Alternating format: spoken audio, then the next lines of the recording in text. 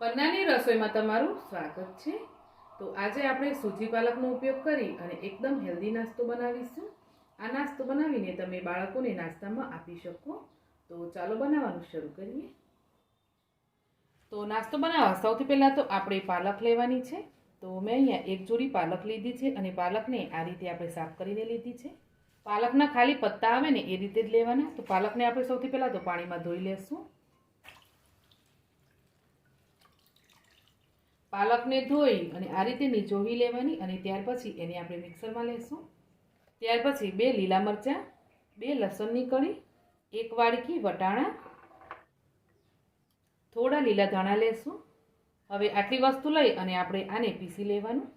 અને આને પીસવા માટે આપણે પાણીનો ઉપયોગ નથી કરવાનો, આપણે એની અંદર છાશ એડ કરીશું। છાશ હોય તો છાશ, નહીં તો દહીં પણ એડ કરી શકો તમે।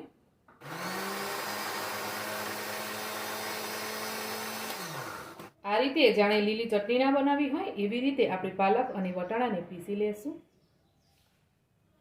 તો હવે આપણે એક વાસણની અંદર આ રીતે 2 કપ સૂજી લઈ લેશું। સૂજી મેં અહીંયા જે થોડી મોટી સૂજી આવે ને એ લીધી છે। તો કોઈ પણ સૂજી તમે આની અંદર વાપરી શકો। હવે આપણે જે વટાણા અને પાલકને પીસ્યું એ પ્યુરી છે ને એ સૂજીની અંદર એડ કરવાની। હવે જેમ જરૂર લાગે એમ થોડું થોડું કરી અને આપણે આની અંદર છાશ એડ કરવાની અને આ બેટર બનાવવાનું છે આપણે। તો સૂજીને આપણે આ રીતે થોડી ઓગાળી લેવાની પહેલાં તો, જે આપણે પાલકની પ્યુરી બનાવેલી ને એની અંદર જ, અને જરૂર લાગે એમ છાશ એડ કરતા જઈ અને આ રીતનું કંઈક બનાવી લેવાનું એને।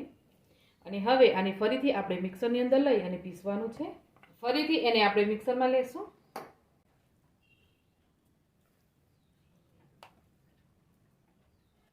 ફરીથી થોડી છાશ એડ કરવાની।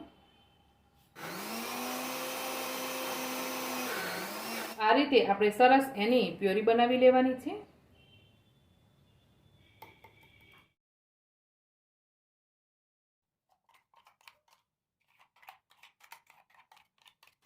અહીંયા સૂજી પાલકની આપણે આ રીતની કંઈક પેસ્ટ બનાવી લેવાની છે।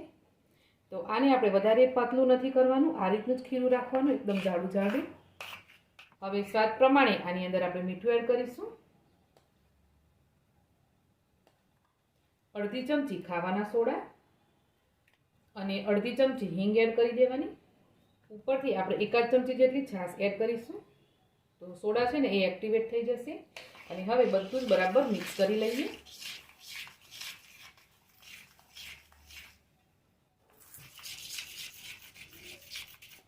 તો આ રીતે તમારે બેટર બનાવી લેવાનું અને તમે જોઈ શકો છો સોડા અને છાશ એડ કરવાથી આપણું બેટર છે ને એકદમ ફ્લફી બની ગયું છે।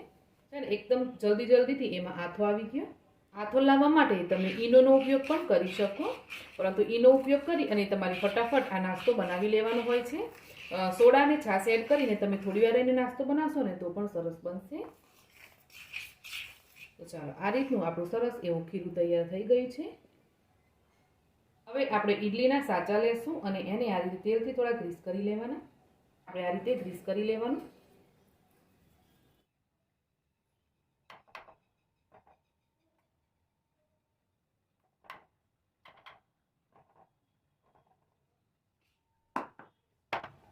આ રીતે થોડું ટેપ કરી લેવાનું। આ રીતે આપણે બંને મોલ્ડને તૈયાર કરી લેવાના છે। આપણે બંને ઇડલી મોલ્ડની અંદર આ બેટર ભરી લીધું છે। તો હવે ચાલીએ આને આપણે સ્ટીમ કરવા માટે। તો અહીંયા ઇડલી સ્ટીમ કરવા માટે આપણું સ્ટીમર ગરમ છે। તો આપણે મોલ્ડ આની અંદર રાખી દેવાના। ઢાંકણ ઢાંકી અને ઇડલીને આપણે 10 થી 15 મિનિટ માટે કાં તો 20 મિનિટ માટે, જ્યાં સુધી એ સ્ટીમ ન થાય ત્યાં સુધી એને આ રીતે રાખી દેશું। ઇડલીને સ્ટીમ થવા માટે મેં બાજુના ગેસ ઉપર રાખી દીધું છે અને જ્યાં સુધી ઇડલી સ્ટીમ થાય ત્યાં સુધીમાં આપણે ચટણી બનાવી લેશું। પેનની અંદર સૌથી પહેલાં તો આપણે 2 થી 3 ચમચી જેટલા સિંગદાણા લેવાના। તો સિંગદાણાને આપણે થોડા પહેલાં તો શેકી લેશું। તો સિંગદાણાની જગ્યાએ તમારી પાસે લીલું કે સૂકું નારિયેળ હોય તો તમે વાપરી શકો। સિંગદાણા થોડા શેકાઈ જાય એટલે આપણે 2 ચમચી તલ લેશું અને તલને પણ થોડા શેકી લેવાના। તલ અને સિંગદાણાને શેકીને આપણે કાઢી લેવાના। હવે 1 પળી તેલ લેશું અને ટામેટાં લેવાના છે. તો ટામેટાને આપણે આ રીતે કટ કરી અને પછી લેશું. એક ટામેટાના 2 ભાગ કરી અને આમ રાખી દેશું. અહીંયા મેં એકદમ મીડિયમ સાઇઝના 4 ટામેટાં લીધા છે. હવે આ રીતે લસણની કળી લેશું 4-5 અને એ એડ કરી દેશું. એક લીલું મરચું લેશું, એને 2 ટુકડા કરીને નાખશું. એની સાથે 2 નાની સાઇઝના સૂકા મરચાં. ટામેટાં એક બાજુથી સરસ શેકાઈ જાય ને એટલે આપણે આ રીતે પલટાવી દેવાના અને બીજી બાજુથી શેકી લેવાના. તો ટામેટાને એ બધું સરસ શેકાઈ ગયું છે. તો હવે આપણે એને કાઢી લેવાનું. ઠંડુ થાય એટલે ટામેટાની છાલ ઉતારી અને આપણે આ બધાને પીસી લેવાનું છે. અને બીજી બાજુ આપણી ઈડલી પણ સરસ એવી તૈયાર થાય છે. તો જેટલી પણ વસ્તુને આપણે શેકીને એ બધી જ વસ્તુને મિક્સરમાં લઈ અને આપણે આ રીતે પીસી લીધું છે. તો આપણી ચટપટી ચટણી બનીને તૈયાર છે. તો હવે આપણે ચટણીની અંદર વઘાર કરી લેશું. તો વઘાર તમે તડકા પેનની અંદર પણ કરી શકો, પરંતુ આપણું ઓલરેડી આ પેન છે ને એ તેલવાળું જ છે, તો હું એની અંદર વઘાર કરી લઈશ. બીજું એક પળી તેલ એડ કરી દીધું આપણે.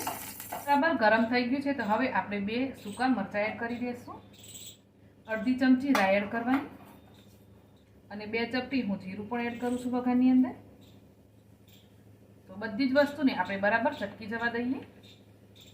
હવે થોડું આપણે હળદર પાવડર એડ કરવાનું.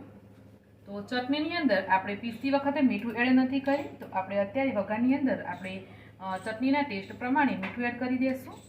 ચટણી થોડી તીખી જોઈતી હોય તો લાલ મરચું પાવડર પણ એડ કરવાનું. અને હવે આપણે જે પીસીને તૈયાર રાખીને ચટણી, એ ચટણી એડ કરી દઈશું વઘારની અંદર. બધું જ બરાબર મિક્સ કરી લઈએ.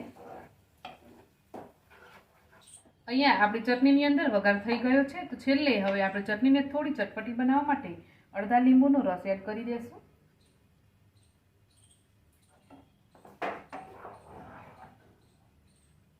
તો ચાલો, આપણી ચટણી પણ સરસ તૈયાર થઈ ગઈ છે.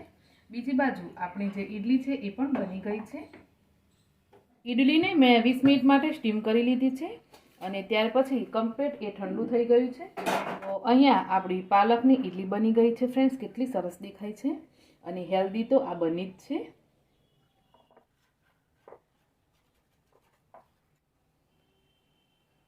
તો જો કેટલી સરસ ઈડલી બની છે. આપણે આ બેટર બનાવીને જરા પણ એની રેસ્ટ પર નહોતું રાખ્યું, તરત જ આપણે ઈડલી બનાવીને તૈયાર કરી છે.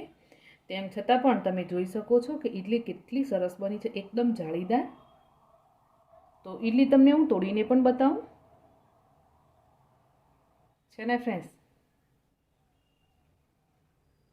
બની છે ને એકદમ જાળીદાર. આ રીતે તમે આ ઈડલી બનાવીને સાંભાર બનાવ્યા વગર જ ચટણી સાથે ખાઈ શકો છો. ચટણી સાથે ઈડલી ખાવામાં બહુ જ મજા આવે છે.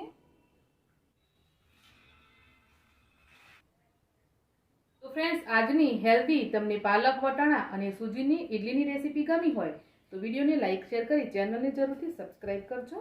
તો મળીશું એક આવી જ નવી રેસીપી સાથે. આવજો.